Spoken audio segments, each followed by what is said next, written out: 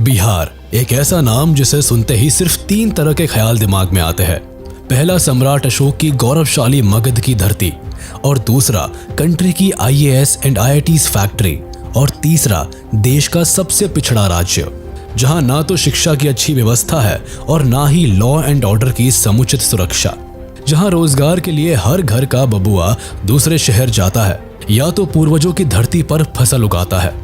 इस वक्त जहां देश के कोने कोने में इंडस्ट्रीज पहुंच रही है, वही आखिर बिहार में ऐसा क्यों है कि हर कंपनी या इंडस्ट्री जाने से कतराती रही है? क्यों आज भी बिहार के बेस्ट माइंड्स इंजीनियरिंग करके दूसरे शहर में रहने को मजबूर है? क्यों बिहार का बच्चा MBA नहीं लेकिन SSC, PCS और IAS की तैयारी करने पटना का रुख करता है? क्यों बिहार के गरीब और कम शिक्षित व्यक्ति को मजदूरी करने दिल्ली, गुजरात, पंजाब और कलकत्ता की ओर रुख करना पड़ता है? भारत की IAS और IITs फैक्ट्री बिहार है, यानी अपने देश का हर 10वां IAS बिहार से है। और IAS ही क्यों, टॉप क्लास IITians, इंजीनियर से लेकर IIM ग्रेजुएट्स तक सभी बिहार से ही ज्यादा निकलते हैं। एग्रीकल्चर सेक्टर में भी ग्रोथ करते हुए ये स्टेट इंडिया का 4th largest vegetable producing state और 8th largest fruit producing state है। बिहार के अचीवमेंट्स की इमारत यहीं तक लिमिटेड नहीं है। अगर हिस्ट्री उठाकर देखें तो नंदा डायनेस्टी और मौर्यन एम्पायर जैसे पावरफुल किंगडम का राइज भी इसी स्टेट से रहा है। ये बिहार की ग्लोरी ही है कि हमें यहाँ से गौतम बुद्ध और महावीर जैसे महान संत मिले हैं। साथ ही साथ चाणक्य, आर्यभट्टा जैसे ग्रेट स्कॉलर्स भी इसी स्टेट से रहे हैं। अपने समय की वर्ल्ड फेमस यूनिवर्सिटीज नालंदा और विक्रमशिला भी बिहार में ही हुई है। लेकिन हिस्टोरिकली इतना रिच और पॉपुलर होने के बाद भी ये स्टेट बड़ी इन्फ्लुएंशियल कंपनीज को अपने स्टेट तक खींच लाने में पूरी तरह फेल रहा है। आखिर क्या रीजंस रहे हैं कि बाकी स्टेट्स की तरह यहाँ कंपनीज और इंडस्ट्रीज अपना एक्सपेंशन करने में फेल रही है? आखिर क्यों कोई भी इंडस्ट्री बिहार में अपना मैन्युफैक्चरिंग प्लांट नहीं लगाना चाहती है? इस राज्य में इन्वेस्टमेंट की इतनी किल्लत क्यों है? अब इस सवाल का जवाब लॉजिकली चाहे जो भी हो, लेकिन जब बिहार के चीफ मिनिस्टर से स्टेटमेंट मांगा गया तो उनका कहना कुछ ऐसा था। ये सही बात है कि कोई बड़ा उद्योग यहाँ कोई आना नहीं चाहता। ये चारों तरफ कहीं कोई समुद्र नहीं, जो समुद्र के नजदीक वाले इलाके होते हैं वहीं पर लोग लगाते हैं। अब नीतीश कुमार ऐसा इसलिए मानते हैं क्योंकि बिहार से सबसे नजदीकी पोर्ट वेस्ट बंगाल में लोकेटेड है, जिसकी बिहार से दूरी 700 किलोमीटर है, यानी आसपास समंदर का नामो निशान नहीं है। तो फिर भला क्यों कोई इंडस्ट्री इतनी दूर अपनी फैक्ट्री खोलने का रिस्क उठाएगी? कुछ ऐसी ही सोच बिहार की सत्ता में बैठे बड़े नेताओं की भी रही है। तभी तो स्टेट से कोस्टल एरियाज में पोर्ट डेवलप करने की मांग भी कई बार उठ चुकी है। मगर देखा जाए तो भारत में केवल बिहार ही एक लैंडलॉक्ड स्टेट नहीं है। ऐसी कई स्टेट्स है जो लैंडलॉक्ड होने के बाद भी डेवलप होने में कामयाब रही है। अब जरा इस मैप पर ही नजर डाल लीजिए। इसमें पंजाब, हरियाणा जैसे राज्यों में क्या आपको सुंदर बीचेस और बड़े ओशन नजर आ रहे हैं? नहीं ना। लेकिन टोटली लैंडलॉक्ड होने के बाद भी यहाँ फैक्ट्रीज की कोई कमी नहीं है। स्पेशली ये दोनों राज्य इंडस्ट्रियल इन्वेस्टमेंट को अपनी तरफ खींचने में काफी कामयाब रहे हैं। खास तौर पर हरियाणा इंडस्ट्रियल सेक्टर सालों से लार्जेस्ट ऑटोमोबाइल हब बनकर बैठा है। इसने IT फील्ड में भी काफी तेजी से ग्रो किया है। वहीं पंजाब एक बड़ा टेक्सटाइल हब है। इसे वीट बोल के रूप में तो लोग जानते ही है, लेकिन ये स्टेट अपने sports goods, leather works, optical, semiconductor, instrumentation और IT कंपनीज के लिए भी मशहूर है। अब अगर ये जरा भी सच होता तो बिहार अपने प्री कॉलोनियल पीरियड में कभी ट्रेड नहीं कर पाता। इतिहास हमें बताता है कि मुगल एरा से लेकर मॉडर्न पीरियड में भी इस स्टेट का व्यापार इंडियन ओशन से कनेक्टेड था। फर्टाइल लैंड होने की वजह से स्टेट के किसान रबी और खरीफ दोनों तरह की फसलें उगाते थे और इंडियन ओशन के जरिए उसे एक्सपोर्ट भी करते थे। ब्रिटिश राज में पटना एक इम्पोर्टेंट ट्रेड सेंटर बनकर भी उभरा था, लेकिन इस राज्य की फेल्ड इंडस्ट्रियल पॉलिसीज के कई सारे रीजंस रहे हैं। इंडिपेंडेंस के बाद देश में इंडस्ट्रियलाइजेशन ना के बराबर थी।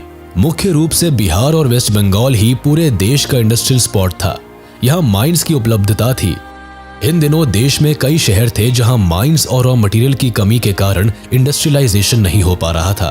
तो इसीलिए पूरे देश में इंडस्ट्रियलाइजेशन को स्प्रेड करने के लिए सरकार ने फ्रेट इक्वलाइजेशन पॉलिसी लाई, जिसके द्वारा माइंस और रॉ मटेरियल के माल ढुलाई के खर्च को गवर्नमेंट ने सब्सिडाइज कर दिया, जिससे कि इंडस्ट्रियल मालिकों को ट्रांसपोर्टेशन में आने वाला खर्च अब अधिक नहीं रहा। इस पॉलिसी के बाद देश में इंडस्ट्रियल क्रांति आ गई।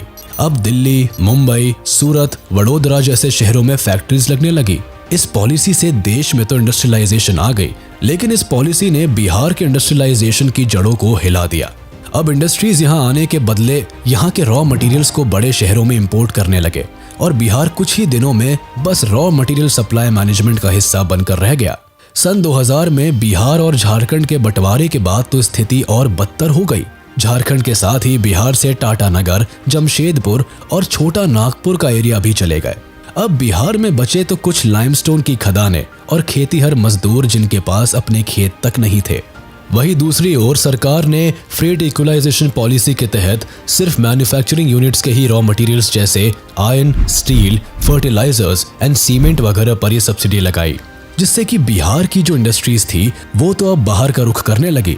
लेकिन उन्हीं दिनों टेक्सटाइल एंड कॉटन, पेट्रोलियम और इलेक्ट्रिकल पावर की जो इंडस्ट्रीज थी वो बिहार की तरफ ना आ सकी, क्योंकि इन इंडस्ट्रीज को किसी भी तरह की सब्सिडी या छूट नहीं मिल सकी। इस पॉलिसी ने बिहार इंडस्ट्रियलाइजेशन को दोहरी मार दे दी। अब स्टील इंडस्ट्री को ही ले लेते हैं। पहले सिर्फ बिहार और वेस्ट बंगाल में ही स्टील प्लांट्स थे और इन दिनों पंडित जवाहरलाल नेहरू ने स्टील इंडस्ट्रीज को प्रमोट करने के लिए बिहार के कई जिलों समेत पश्चिम बंगाल, मध्य प्रदेश और ओडिशा के भी जगहों पर प्लांट्स लगाने की बात की थी। लेकिन एफईपी के बाद ये इंडस्ट्रीज मोस्टली वेस्टर्न और सदर्न इंडिया में मूव आउट कर गए। वहीं दूसरी ओर महाराष्ट्र और गुजरात में टेक्सटाइल इंडस्ट्रीज बिहार की तरफ नहीं आ पाई, क्योंकि कॉटन जैसे कच्चे माल के ट्रांसपोर्टेशन के लिए किसी भी तरह की सब्सिडी नहीं मिली थी। इस तरह पश्चिमी और दक्षिणी भारत में वहां की अपनी इंडस्ट्रीज और एफईपी के बाद मैन्युफैक्चरिंग इंडस्ट्रियलाइजेशन बहुत बढ़ गई। वहीं पूर्वी उत्तर भारत में जो बचे हुए इंडस्ट्रीज थे वो भी मूव आउट कर गए, स्पेशली बिहार से, और इस तरह से बिहार से इंडस्ट्रीज खत्म होने के कगार पर पहुंच गई।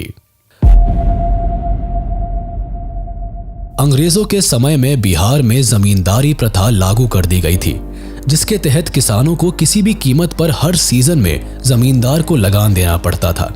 ऐसे में किसान कई बार सूखे और बाढ़ की वजह से लगान नहीं दे पाते थे। अब ऐसी स्थिति में जमींदार उनके खेत ले लिया करते थे और ये किसान अब अपने ही जमीन पर मजदूर की तरह खेती करने को मजबूर हो गए।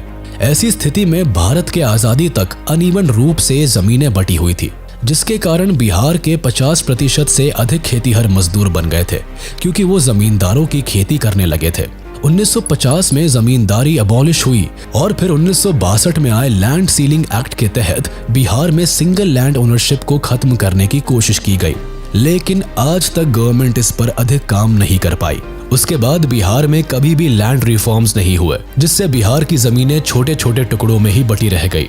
दरअसल बिहार की इकोनॉमी में एक बड़ा कंट्रीब्यूशन एग्रीकल्चर सेक्टर का रहता है, जहां के लोकल लोग अपनी जमीन पर फैक्ट्रीज लगाने के बजाय इस पर खेती करना ज्यादा बेहतर समझते हैं। सालों से ये लोग अपना गुजर बसर करने के लिए जमीन पर ही निर्भर है। इनसे न केवल इनका घर चलता है, बल्कि इनकी जरूरती सुविधाएं भी जमीन के सहारे ही पूरी होती है। आज भी बिहार की 80% आबादी डायरेक्टली या इनडायरेक्टली एग्रीकल्चर सेक्टर में इन्वॉल्व है। ऐसे में जमीन के मालिकों से लैंड एक्वायर करके वहां मैन्युफैक्चरिंग प्लांट की इमारत खड़ी करना केवल एक सपना ही रह जाता है।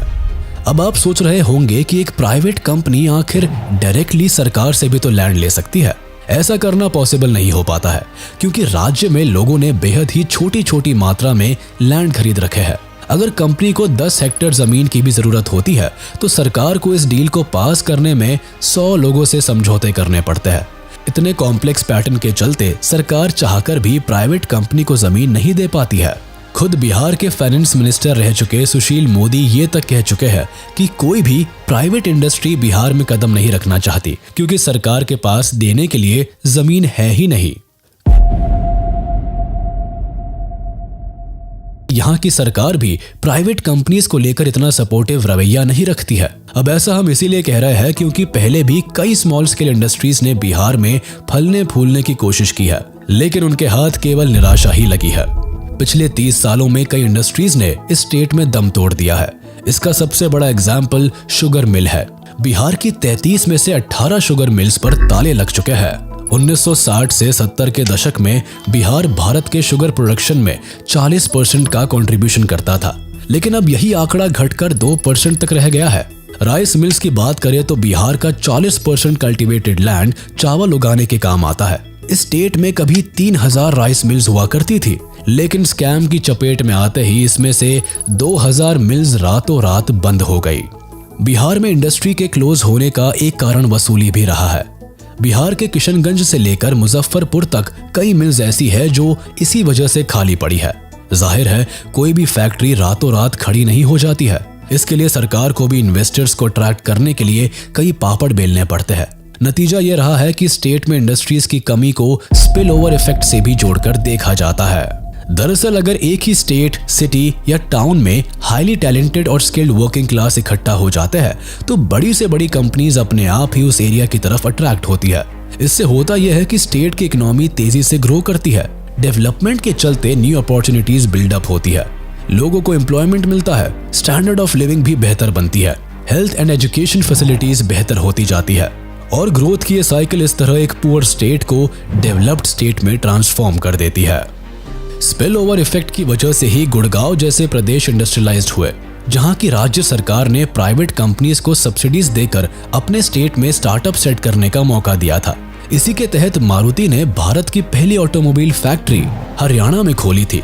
इससे यहाँ उन्हें न केवल सस्ते लेबर मिले बल्कि लोगों के लिए भी न्यू जॉब अपॉर्चुनिटीज बिल्डअप होती गई। लोगों के हाथ में पैसा आया और वह कई लेवल पर स्किल्ड होते चले गए। इससे बाकी प्राइवेट कंपनीज भी गुड़गांव की तरफ अट्रैक्ट होती गई और आज आलम ऐसा है कि हरियाणा न केवल ऑटोमोबाइल सेक्टर में नंबर 1 है बल्कि गुड़गांव एक MNC हब बन चुका है। वही बिहार की इकोनॉमी और इंडस्ट्रियल पॉलिसीज पर नजर डाले तो ये स्टेट अपनी एग्जिस्टिंग इंडस्ट्री को भी कंटिन्यू रखने में फेल रहा है। गरीबी और वीकर एजुकेशन सिस्टम के चलते स्टेट की एक बड़ी आबादी अनएजुकेटेड है। साथ ही स्किल्ड लेबरर की भी यहाँ भारी कमी है। बिहार में सिर्फ डिग्री एजुकेशन ही नहीं बल्कि टेक्निकल एजुकेशन की भी भारी समस्या है। यहाँ के बच्चों को ना ही तो स्किल सेंटर की सुविधा है और ना ही यहाँ गवर्नमेंट के तरफ से स्किल्ड लेबर तैयार करने की कोई मुहिम ही चलाई गई। सरकार की ओर से चलाए जाने वाले स्किल सेंटर्स में पढ़ रहे यूथ्स को भी एम्प्लॉयमेंट बाहर की कंपनीज में ही मिल पाती है। ऐसे में स्किल्स का प्रसार प्रचार भी नहीं हो पाता। अब टेक्नोलॉजी के जमाने में सारी कंपनीज और ऑर्गेनाइजेशंस को स्किलफुल लोग चाहिए होते हैं, जिसकी कमी के कारण बिहार का रुख नहीं कर पाते। सत्ता में बैठी सरकारों ने कंपनीज को अपने राज्य तक खींच लाने के लिए पॉलिसीज तो कई बनाई है, लेकिन उन्हें इम्प्लीमेंट करने में पूरी तरह फेल रहे हैं। पिछले 30 से 40 सालों में बिहार गवर्नमेंट ने पॉलिसीज को काफी बदला है। 2006 में भी नीतीश कुमार ने इंडस्ट्रियल इंसेंटिव पॉलिसी बिहार में इंट्रोड्यूस की थी, जिसके चलते फैक्ट्री सेटअप करने के लिए कंपनी ओनर्स को सब्सिडी मुहैया कराई जानी थी, लेकिन ये पॉलिसीज प्रॉपर्ली इंप्लीमेंट नहीं हो पाई। जिन कंपनीज ने अपनी फैक्ट्रीज को सेटअप भी किया था वो भी सब्सिडीज के लिए कोर्ट के धक्के खाते रहे। साथ ही कई कंपनीज ने दावा किया कि कोर्ट जाकर अपने लिए सब्सिडी मांगना और फिर उस फैक्ट्री को सेटअप करना बहुत ही टाइम टेकिंग प्रोसेस है। सारी कंपनीज इन सब झंझटों से दूर रहना ही पसंद करती है। खास तौर पर जो बिजनेस अपने स्टार्टअप फेज में होते हैं वह इस तरह की लोकेशन को अवॉइड करना ही पसंद करते हैं। अब बिहार की गवर्नमेंट ने इस बैड रेपुटेशन को बदलने के लिए और पॉलिसीज को रिवाइव करने के लिए हालांकि एक नई पोस्ट प्रोडक्शन पॉलिसी भी लॉन्च की, लेकिन इससे भी बिजनेस ओनर्स कुछ खास खुश नहीं हुए। कोई भी कंपनी ऐसी सरकार पर कैसे भरोसा कर सकती है जिसका इंडस्ट्री को लेकर ट्रैक रिकॉर्ड अच्छा नहीं है। बिहार में जब आरजेडी ने अपनी सरकार बनाई तब इस दल के प्रमुख और बिहार के तत्कालीन मुख्यमंत्री ने बिहार में ऐसे राजनीतिक हालात पैदा किए जिससे ही बिहार का पूरा focus caste based social system को मैनेज करना हो गया और इंडस्ट्रियलाइजेशन ने बैक सीट ले ली। ऐसे में बिहार सिर्फ कंट्रोवर्शियल पॉलिटिकल कंडीशंस के लिए फेमस हो गया। स्थिति ऐसी बनी कि बिहार में जातिवाद की राजनीति के कारण बहुत ही अधिक क्राइम बढ़ गया और फिर इंडस्ट्रीज ने ऐसे पॉलिटिकल अनरेस्ट स्टेट में इन्वेस्ट करना कभी पसंद नहीं किया। बिहार की पॉलिटिक्स में सोशल जस्टिस एक बड़ा मुद्दा बन गया और इकोनॉमिक डेवलपमेंट डिस्कशन का मुद्दा ही नहीं रहा। अपर कास्ट ने दूसरे स्टेट की तरफ माइग्रेट करना शुरू कर दिया। इनके पास न केवल पैसा और जमीन थी बल्कि ये हाईली क्वालिफाइड भी थे। इनकी मदद से भी सरकार सोशल डेवलपमेंट प्रोजेक्ट पर काम कर सकती थी, लेकिन लालू यादव का डिसीजन था कि वह हाई प्रोफाइल ब्यूरोक्रेट्स को रिक्रूट ही नहीं करेंगे ताकि अपर कास्ट लोग इस पोजीशन पर ना बैठ सके। उनके ऐसे फैसलों ने न केवल बिहार की इकोनॉमी को कमजोर किया बल्कि कई लेवल्स पर स्टेट गवर्नमेंट को भी कमजोर कर दिया। यंग जनरेशन को एम्प्लॉयमेंट नहीं मिल पाया, लोअर क्लास लोगों को भी गरीबी से छुटकारा नहीं मिला और रही सही कसर करप्शन ने पूरी कर दी। पिछले 30 से 40 सालों में बिहार में करप्शन ने राज्य को खोखला कर दिया है। खुद इकोनॉमिक टाइम्स की रिपोर्ट्स बताती है कि बिहार में सरकारी नौकरी करने वाला छोटा बाबू भी करोड़पति है। यहाँ इंडस्ट्री इसलिए भी काम नहीं कर पाती है क्योंकि छोटे से छोटे लेवल पर काम कराने की रकम काफी बड़ी है। रेलवे, एजुकेशन सेक्टर से लेकर इंडस्ट्रियल सेक्टर में रिकॉर्ड तोड़ करप्शन है, जिसके चलते कई बड़ी इंडस्ट्रीज बिहार का रुख करने से भी कतराती है। लेकिन सवाल ये उठता है कि इस करंट सिनेरियो को कैसे बदला जा सकता है। आखिर कैसे बिहार एक पुअर स्टेट से हाई डेवलप स्टेट में ट्रांसफॉर्म हो सकता है। ब्रेन ड्रेन यानी कि प्रतिभा पलायन के परेशानी से भी बिहार जूझता रहा है, जो इसके इंडस्ट्रियलाइजेशन के राह में बाधा बनती रही है। यहाँ के बच्चे या तो यूपीएससी या पीएससी के परीक्षाओं की तैयारी करते हैं और या तो मेडिकल या इंजीनियरिंग करके बाहर चले जाते हैं। दूसरे राज्यों में इन्हें बेहतर लाइफस्टाइल और पेमेंट मिलता है, जिसकी वजह से यहाँ के लोग ही यहाँ अपनी सर्विसेज नहीं देना चाहते। बिहार के कई पूंजीपति भी इस राज्य में अपना व्यापार, कंपनी और फैक्ट्री नहीं खोलना चाहते। आज भी मुंबई, दिल्ली, कोलकाता और दूसरे शहरों में कई बिहारी पूंजीपति अपना बिजनेस चला रहे हैं और एम्प्लॉयमेंट्स जनरेट कर रहे हैं। नए जमाने में अब पढ़े लिखे बिहारी एंटरप्रेन्योर्स भी बैंगलोर और गुड़गांव जैसे शहरों को ही अपनी कर्मभूमि बना रखे हैं, जिससे कि स्टेट और भी नेग्लेक्ट होता जा रहा है। बदलते वक्त के साथ बिहार में भी अब बदलाव की बयार चली है। प्रदेश में शराब बंदी के बाद इंडस्ट्रियलाइजेशन को और धक्का लगा, लेकिन सरकार ने एथेनॉल के कई प्लांट्स लगाए और फाइनली बिहार में एक इंडस्ट्री के शुरू होने का बिगुल बजा है। देखने वाली बात है कि एथेनॉल के ये प्लांट्स बिहार में कितना ज्यादा इंडस्ट्रियलाइजेशन लेके आते हैं और एम्प्लॉयमेंट जनरेट करते हैं। इसके अलावा यहाँ सीमेंट्स की कई मैन्युफैक्चरिंग यूनिट्स भी सेटअप हुई है। लेकिन ये डेवलपमेंट्स बिहार के सालों से ठप हुई इकोनॉमिकल व्यवस्था को कितना सपोर्ट करेंगे, ये ध्यान देने की बात होगी। बिहार के इकोनॉमिक डेवलपमेंट चैलेंजेस ने आपको कितना सरप्राइज किया, हमें कमेंट सेक्शन में जरूर बताएं। वीडियो अच्छी लगी हो तो इसे लाइक, शेयर जरूर करें और चैनल को सब्सक्राइब करना ना भूलें।